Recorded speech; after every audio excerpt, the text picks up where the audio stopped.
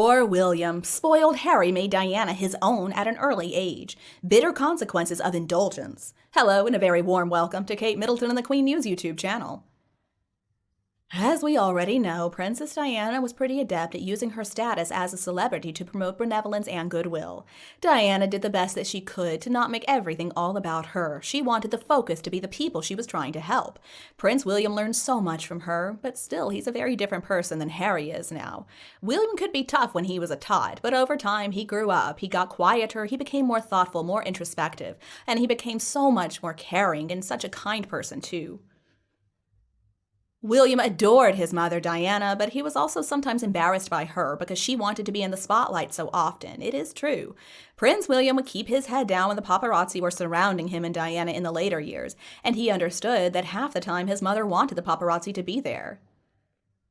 Back then, William did not want to be in the middle of everything, so he would throw his mother a withering look and he would bear the media circus the best that he could. Perhaps he did not want to share Diana with the whole world on those occasions. Let's think about the photos of Diana with Harry and William on a water ride at an amusement park. So Diana actually was the one who leaked that to the paparazzi. She leaked the information that she would be there with the two of them.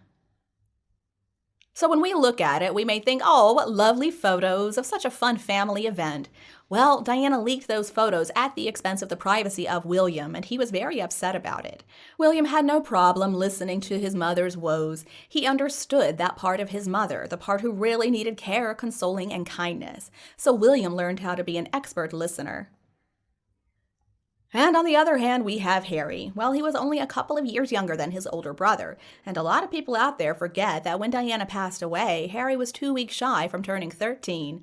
William, though, had celebrated his 15th birthday 2 months before she passed away. So basically, they were 13 years old and 15 years old, respectively. Harry got into so much trouble when he was little, but he was outgoing, he was cheeky, he was funny. But well past early childhood, Harry was still getting into a lot of trouble. As a boy and then as a teenager too, Harry would cause scenes. He could be very jealous and he was known to act out. Harry got into drugs and drinking at a very young age, and part of that may have never happened if Diana had survived. But even Harry's mother, Diana, the then Princess of Wales, found Harry to be exhausting, and his antics caused Diana to always have to reprimand him. There were so many people who witnessed it. There were so many people who saw Diana feeling fed up with Harry's behavior. Now, thankfully, Harry did not have to bear witness to his mother's romantic inclinations the way that Prince William did, so at least he had that space to hold her out as this perfect angel of a mother. He did not realize all of the times that she called the paparazzi, so Harry really didn't realize that his mother could possibly be complicit in all of that. And on to Diana. Diana was such a remarkable woman. She did so many amazing things, and she helped so many people. She was the first royal to raise her kids as hands-on as she possibly could. She wanted to be a real mom, and she insisted on taking her sons to normal places like McDonald's to go out and see the homeless people she cared about. And she made them wait in line just like other people at an amusement park. Diana was such a compassionate person. She wasn't scared of AIDS patients. She would go hug them, and she cared so much for them. Diana really wanted to help the most vulnerable people in society, the people who were lonely, the people who were really in pain. She did all that and more. She really was something else. But she also had a side to her that was a bit different, a bit insecure, a side that was pretty desperate for the attention and the spotlight. She was beautiful, she was outgoing, and she liked seeing herself in the magazines.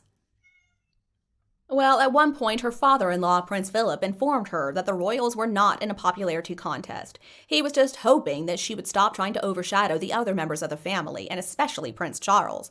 Diana certainly had her demons, and the fact is, her marriage was not a happy one. So did she find comfort in being the most sought-after woman in the entire world? Is this perhaps the reason why she let the photographers know where she would be so often? And of course, Diana showed Harry so much love, the same as she did with Prince William. They knew that she loved them unconditionally. Diana also knew that William had to be raised responsibly because his destiny was set in stone. He was going to be a king someday. Harry, on the other hand, had a lot less responsibility. He didn't need to know so much. He didn't want to study, and apparently Harry liked education as little as Diana did. Harry had his faults, and sometimes they would be exposed, and now we can see these faults very clearly. Diana is not around anymore to help him process his feelings, and her death is being used and abused by Meghan to manipulate Harry. I do wish that Diana had survived. Then Queen Camilla would have been the second wife, and there would be no ill will in that whole situation. And I'm sure that with time, Diana would have found someone who adored her as much as the rest of the world did, someone who could really be a partner for her.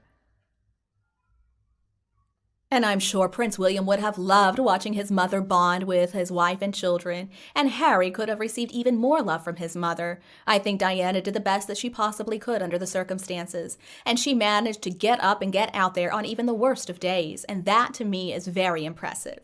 Had she lived, I think the royals would have all enjoyed happier lives up to this day, and I mean William, Charles, Camilla, and Harry.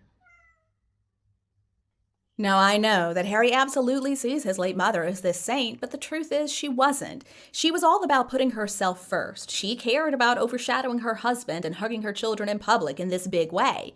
She did use her elder son William as the man of the house, and it was inappropriate. She told him things that no boy should ever have to listen to about his mother.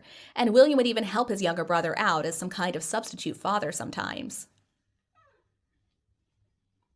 But eventually he knew he could no longer fulfill the role as Harry's caretaker. He had to live his own life, and he was far away from his brother. His mother was cut from the exact same cloth as Harry was. His mother enjoyed surprising everybody in the world with her statements on fashion. Sometimes Diana was very paranoid, and sometimes she would take risks that maybe did not need to be taken. She broke up quite a few marriages, truth be told, as the other woman. Nobody dared to tell her no, thanks to her royal status. Her affairs were usually pretty discreet, and she did a good job of hiding them from the press and her kids too. See, the thing about Diana, for all of her wonderful qualities, she loved attention, she loved control, and she loved power. And she would often give away her power to the men in her life, but she actually controlled all of those men. She played by nobody else's rules, she played by her rules only, and she thought that she was above the people she helped. Much like Harry, she cared about looking after herself more than anything else. And much like Harry, she had her mental health problems like depression, anxiety, and a few other things, either from the mind or the body, or perhaps from both. So William did not take after his mother, not at all. He took after his grandmother. His grandmother set the standards of goodwill.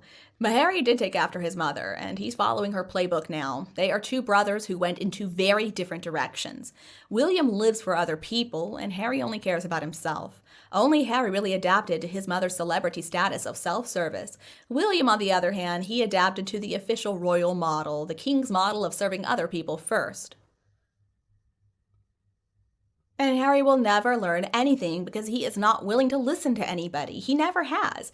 The one exception in his life, of course, is Meghan. He'll listen to whatever she tells him. You can clearly see what he has learned from her. He has learned all about how to play the victim, how to forget loyalty, and also the convenient fact that nothing could ever possibly be his fault.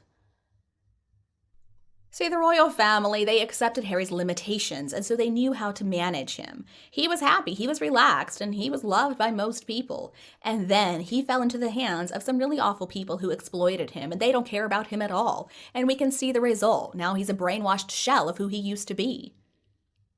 And according to Lady Colin Campbell's interesting biography of Diana, the Spencer men, going back at least 3 generations, had supposedly very violent tempers. Allegedly, Diana's own father used to beat up his wife on a regular basis, which is why she ran away from the marriage. And they also are known for having substance abuse issues with multiple marriages, multiple affairs each, down through Diana's brother, who is supposedly a really nasty person who had absolutely no compassion for his sister behind closed doors.